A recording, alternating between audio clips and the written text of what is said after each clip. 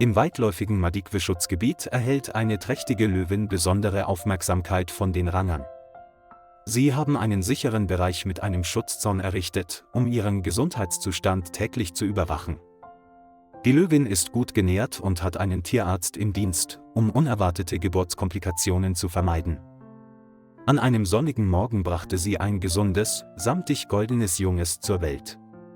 Von da an wurden Mutter und Junges aufmerksam umsorgt und gewöhnten sich allmählich an das Lachen und Geplapper der Menschen um sie herum. Die Ranger Sarah Miller und James Botha überprüfen regelmäßig ihren Gesundheitszustand, füttern sie und beobachten ihr Verhalten. Die beiden haben eine freundschaftliche Beziehung zu Mutter und Jungem aufgebaut und ihr Vertrauen und ihre Kooperation gewonnen. Während das Junge wächst, beginnt es zu rennen, zu klettern und zu brüllen. Das Schutzteam beschließt, dass es Zeit für Mutter und Junges ist, in ihren natürlichen Lebensraum im Schutzgebiet zurückzukehren. Vor dem Umzug überprüften James und Sarah sorgfältig den Blutdruck, die Atmung und den Verdauungszustand von Mutter und Jungem. Als alle Indikatoren stabil waren, setzten sie Mutter und Junges vorsichtig in einen speziellen Transportkäfig. Der Pickup fuhr durch das Grasland und brachte Mutter und Junges in die Wildnis von Madikwe. Die weiten Ebenen mit den Gnu-Herden ließen die Augen des Löwenjungen vor Freude weit aufreißen. Als der Truck anhielt, öffnete James die Käfigtür, ließ die Löwenmutter zuerst aussteigen und rief dann das Löwenjunge herbei. Sarah und James winkten Mutter und Jungem zum Abschied, drehten sich dann um und gingen weg, den Rest der Natur überlassend. Anfangs war das Löwenjunge unbeholfen und rannte und stolperte ständig, wenn es versuchte, Eidechsen oder Eichhörnchen zu fangen.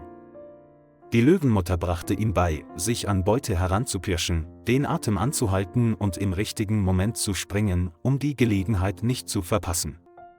Beim ersten Mal gelang es ihnen, ein kleines Kaninchen am Waldrand zu erlegen, und sie hatten gemeinsam viel Spaß. Ein paar Tage später, als sie an einem ausgetrockneten See Wasser trinken wollten, stießen sie auf einen verwesenden Hirschkadaver. Das neugierige Löwenjunge fraß etwas verdorbenes Fleisch, ohne die drohende Gefahr zu ahnen. Die Löwin brüllte und stieß ihr Junges von dem Kadaver weg, doch es war zu spät, sie hatte bereits einige Stücke verschluckt. Am nächsten Tag wollte das Löwenjunge nicht mehr gehen, sondern lag regungslos im Gras, während sein Bauch anschwoll. Es stöhnte schwach, streckte sich, konnte aber nicht stehen und rollte sich vor Schmerzen zur Seite. Die Löwin war besorgt, lief um das Junge herum, schnüffelte ständig an dessen Bauch und stöhnte unruhig. Nachts ließ sie das Junge keinen Augenblick von sich und lag dicht neben ihm, als wolle sie ihm Wärme spenden. Am zweiten Tag fraß das Löwenjunge nichts mehr, sondern lag nur noch regungslos mit müden und schmerzenden Augen da. Sein Bauch war nun voll, seine Haut glänzte, sein Atem ging schnell, als würde er ersticken.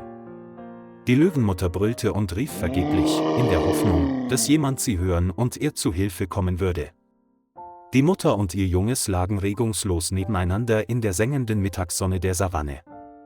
Draußen ahnte niemand, dass das Löwenjunge ihr das Leben entglitt. Im Einsatzzentrum von Madikwe beobachtete James den GPS-Tracking-Bildschirm von Mutter und Jungem. Er entdeckte, dass ihr Signal seit 2 Tagen an einer Stelle in der Nähe des Sees ungewöhnlich schwach war. Sarah rief sofort James an: „Ich habe es auch gesehen, irgendetwas muss nicht stimmen, wir müssen sofort los." Sie stiegen ins Auto, mit einer Arzttasche, einem tragbaren Ultraschallgerät und einem Notfallset für die Tierrettung. Das Auto brauste durch den Wald, Staub wirbelte auf, ihre Gesichter waren voller Sorge. Endlich sahen sie die Mutter neben ihrem Jungen liegen, den Kopf hoffnungsvoll zu ihnen gewandt. James stieg zuerst aus dem Auto und hob langsam die Hand, um die Löwenmutter nicht zu erschrecken. Die Löwin sah 2 vertraute Personen, stand auf und trat ein paar Schritte zurück, ließ ihr Junges aber nicht aus den Augen. Sarah näherte sich vorsichtig und kniete nieder, um Herzfrequenz, Atmung und Körpertemperatur des Löwenjungen zu überprüfen. Akute Darmentzündung. Wahrscheinlich durch verdorbenes Essen verursacht. Wären wir ein paar Stunden später dort, wäre es lebensbedrohlich. James holte die Schmerzmittel heraus, desinfizierte und bereitete die Nadel vor, wobei er trotz der stressigen Situation einen kühlen Kopf bewahrte. Das Löwenjunge stöhnte, schien sich aber zu beruhigen, als es den vertrauten Atem seines alten Freundes spürte. Sarah injizierte die Schmerzmittel in die Beinvene, das Löwenjunge zitterte leicht und schloss dann seine müden Augen.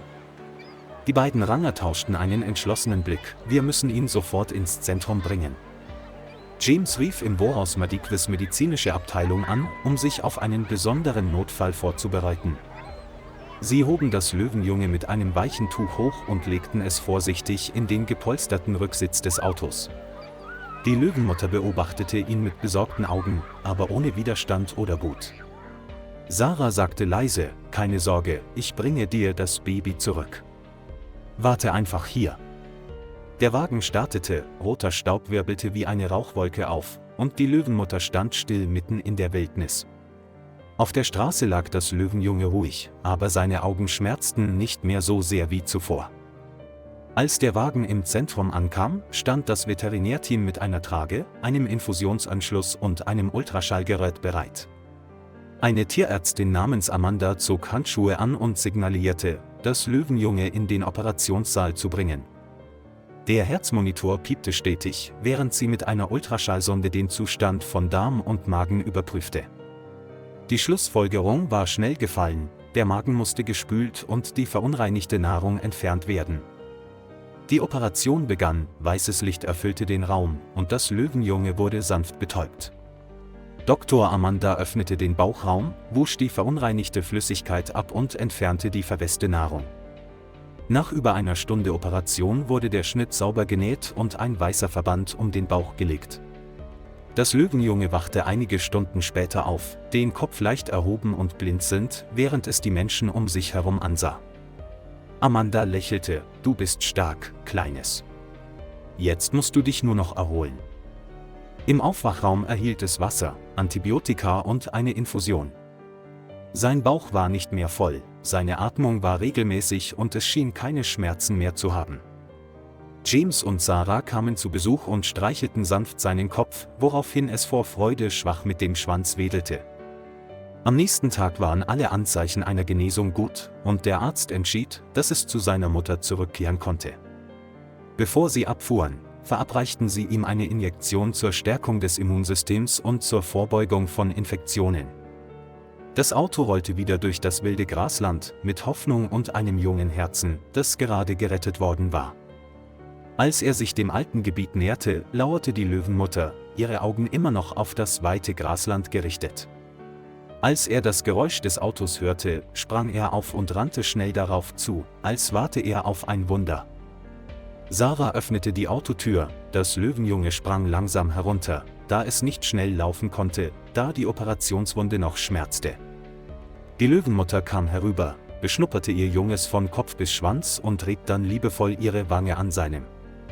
Mutter und Junges lagen nebeneinander, ihre Köpfe in den goldenen Sonnenuntergang der südafrikanischen Savanne gebettet.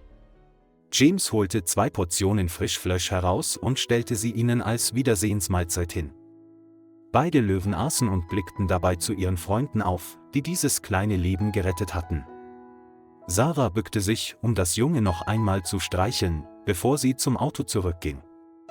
Das Auto wendete, und die Silhouetten der beiden Löwen verschwanden im fleckigen Nachmittagslicht.